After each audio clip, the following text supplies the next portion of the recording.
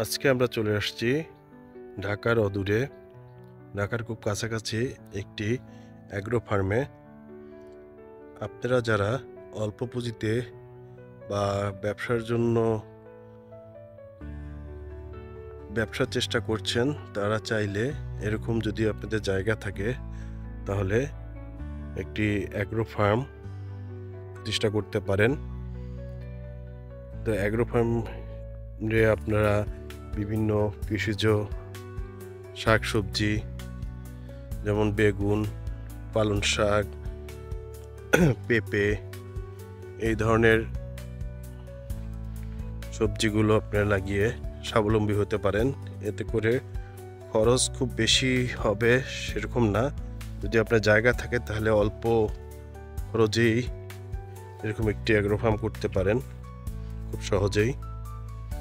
তো অ্যাগ্রো ফার্মে আপনারা সবজির চাষের পাশাপাশি আপনারা হাঁস, মুরগি, পাখি এই ধরনের ইগুলো তুলতে পারেন। তো আমি আপনাদেরকে দেখাচ্ছি ফার্মটি। তো ফার্মটি এখন আসলে সেভাবে রক্ষণাবেক্ষণ করা হচ্ছে না বিধায় একটু মনে হচ্ছে।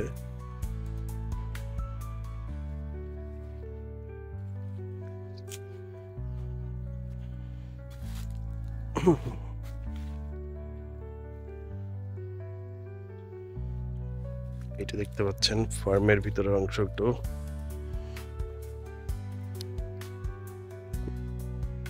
এই যে আপনারা দেখতে পাচ্ছেন এখানে বিভিন্ন ধরনের পেঁপের গাছ লাগানো আছে। কিছু কিছু পেঁপে গাছে পেঁপেও চলে আসছে।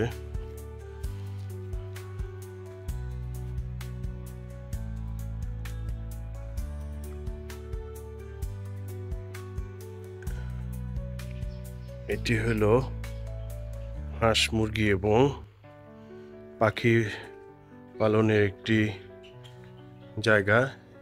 এখানে বেশ কিছু পাখি দেখতে পাচ্ছেন আপনারা।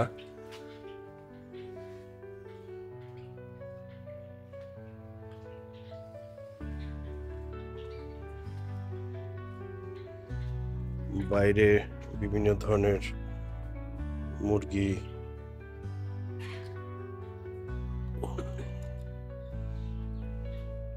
সোনালী মুরগি বেসিক্যালি দেখতে পাচ্ছি। সাথে এখানে কিছু যে তিতি মুরগি, এই মুরগিগুলো আছে।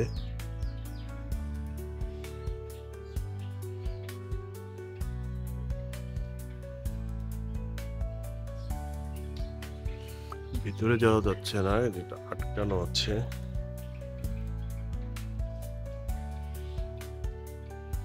এটি হলো কলার চাষ করা হয়েছে। এখানে বিভিন্ন ধরনের কলা পাওয়া যায়, আপনারা চাইলে লাগাতে পারেন। তারপরে এখানে আছে আপনাদের একটি ডালিমের গাছ।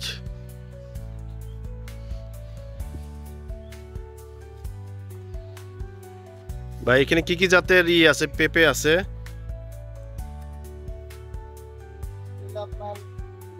এটা দেশি জাত না, অন্য জাতেরই। দেশি জাতগুলো আরো ভালো হয়। এই জাতটা আপনার ফাঙ্গাস পড়া যায়, এই জন্য এই জাতটা আমরা বলতে বন্ধ রাখি। আচ্ছা, তো এগুলো যদি চারা লাগানো হয়, চারা লাগানো থেকে ফল পেতে আপনার কতদিন সময় লাগে? ফল পাইতে আপনার জাতের উপর নির্ভর করে। তো জাত যদি ভালো হয় আপনার মোটামুটি আপনার 60 দিনে মোটামুটি কলি ছেড়ে দেয়, ফুল ছেড়ে দেয় 60 দিনের মধ্যে। হ্যাঁ। আর কলি থেকে পেঁপে, পরিপূর্ণ পেঁপে উঠতে কতদিন লাগে? উঠতে উঠতে মোটামুটি ধরেন আপনার আরো মোটামুটি আপনি 5 মাসের মাথায় বাজারজাত করা যায়। টোটাল 5 মাসের মাথায়? হ্যাঁ, জাত ভালোই লাগে। জাত যদি আপনার ভালো না হয় সম্ভব না। আচ্ছা আচ্ছা। আর আপনাদের এখানে যে পাখি দেখলাম, বিভিন্ন ধরনের পাখি, কি কি পাখি আছে? পাখিগুলোর নাম কি? এখানে আছে প্রিন্স আছে, আপনার গুগু আছে, জাভা আছে, আরো যত পাখি আছে। আনা হয় না, আনা হয়ে গেল। ঠিক আছে ভাইয়া, থ্যাংক ইউ।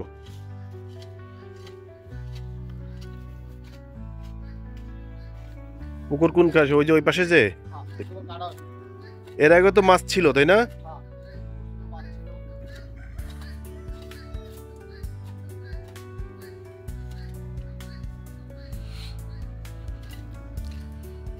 এই যে দেখতে পাচ্ছেন এগুলো হলো বিভিন্ন জাতের কলা, পেঁপে এগুলো লাগানো হয়েছে।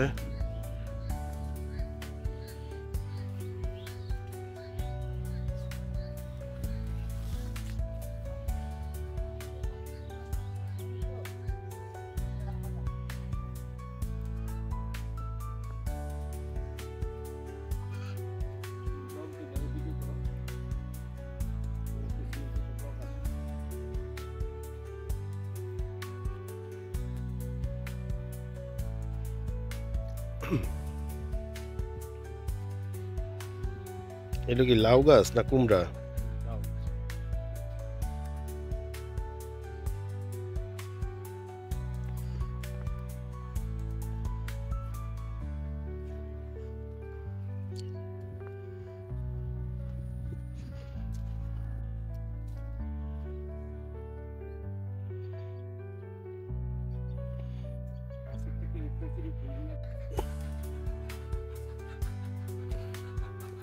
এদিকে খামারে আরো কিছু অংশ দেখতে পাচ্ছেন।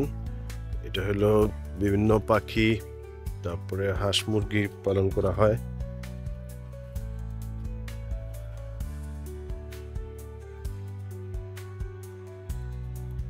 তো এই ছিল আজকের ভিডিও। আমি চেষ্টা করেছি এই খামারটা পুরোপুরি ছোট আকারে ঘুরে ঘুরে দেখানোর জন্য আপনাদেরকে। তো আপনারা যে কেউ চাইলে এরকম ছোট্ট একটি খামার অল্প বিনিয়োগে করতে পারেন। এরকম ছোট ছোট খামার করে নিজে স্বাবলম্বী হতে পারেন এবং দেশেরও অর্থনৈতিকভাবে অনেক শক্তিশালী হবে। তো সবাই ভালো থাকবেন, সুস্থ থাকবেন, আমার চ্যানেলের সাথে থাকবেন। আমার চ্যানেল লাইক এবং কমেন্টস করে আরও ভালো ভালো ভিডিও বানানোর জন্য উৎসাহিত করবেন। তো আজকের মতো এইটুকুই। ভালো থাকবেন। খোদা হাফেজ।